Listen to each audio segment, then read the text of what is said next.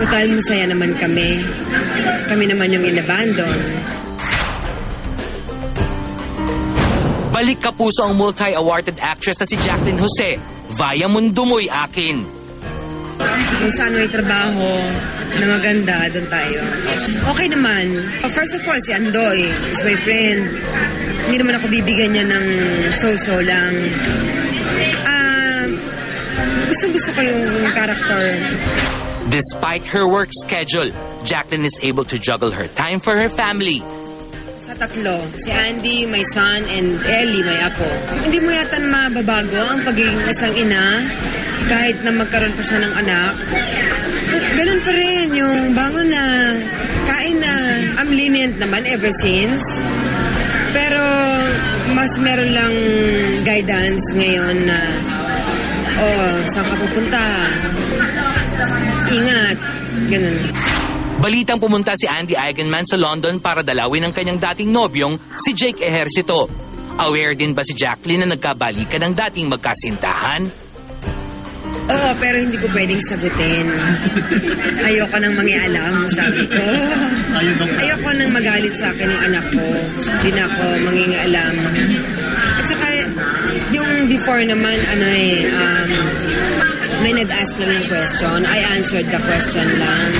Medyo tinamaan lang ako because we're talking about my grandchild. Doon lang naman ako nag-react. In fact, ngayon naman din, kay Andy, hindi naman ako nagre-react. Nagre-react lang ako pagka yung apo ko. Pero other than that, I have no business of Andy's love life. Iniingatan ko yung relationship namin more than to anyone else. Para hindi na siya magalit sa akin. Samantala, muntik nang magpang-abot si Jacqueline at ang ex-boyfriend din ni Andy na si Albi Casino sa nakaraang Star Awards for movies.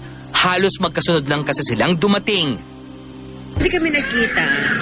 Buti hindi kami nagkita.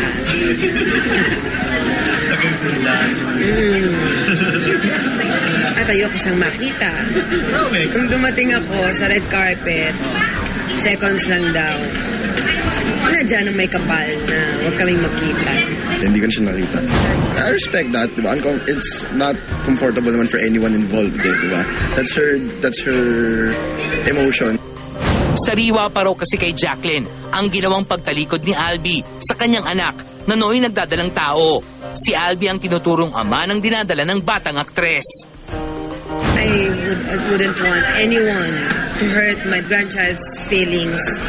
Yun yung most and foremost ko instinct as a grandmother to protect, shield her from people who doesn't like her or abandoned her. I leave it to Andy kung anong maging desisyon niya. Pero hindi ibig sabihin na sumasang-ayon ako. Respetuhin ko na lang. Total siya naman ang ina ng bata. Guidance na lang ako and full support. Does Jacqueline see the possibility of fixing the problem on Albi's side? Sana wag na. Okay na po kami. Nagbuntis po si Andy na mag-isa, ng anak. Ilang taon na 1 year na si Ellie mahigit ngayon. Everything is smooth. Walang problema. Sana, let's leave it like this na lang. Total, masaya naman kami. Kami naman yung inabandon.